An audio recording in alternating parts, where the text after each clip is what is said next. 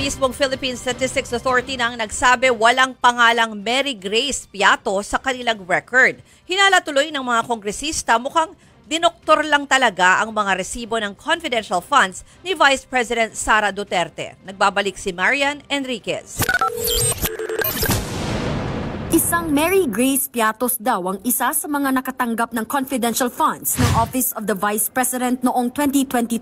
Base ito sa pirmadong resibo na pinasa ng OVP sa Commission on Audit at binusisi sa pagdinig ng Kamara. Pero tingin ng mga mambabatas, gawa-gawa lang ang taong ito. Kaya nang ipa-verify ng Kamara ang pangalan sa Philippine Statistics Authority, lumabas na wala ngang nakarehistrong Mary Grace Piatos sa kanilang birth, marriage at kahit sa death record ng kanilang database. Una nang sinabi ng isa sa dalawang Special Disbursing Officer na humarap noon sa Kamara na may apelyidong Piatos na taga Davao. Pero sabi ng PSA, pwede pa silang maghalongkat ng record sa mga civil registry basta makukuha nila ang pangalan ng mga magulang ni Mary Grace. Dahil wala sa record ng PSA, mas lumakas ang hinala ng mga kongresista na baka dinoktor din ang ibang resibo ng confidential funds.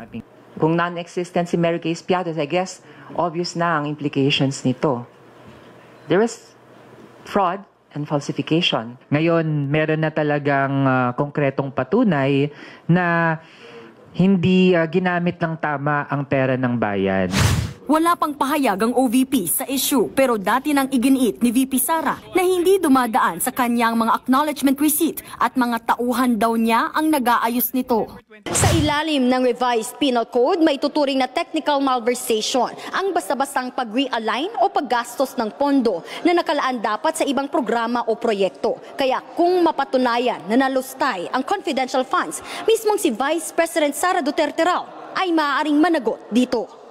Ang sinabi lang, confidential siya, pero even that confidentiality is not absolute, especially when there is a notice of disallowance. At may mga red flags tayong nakita. Sa ngayon, umapila na rin ang Kamara sa Department of Justice para suriin ang mga resibo. Nagbabalita mula sa Frontline, Marian Enriquez, News 5.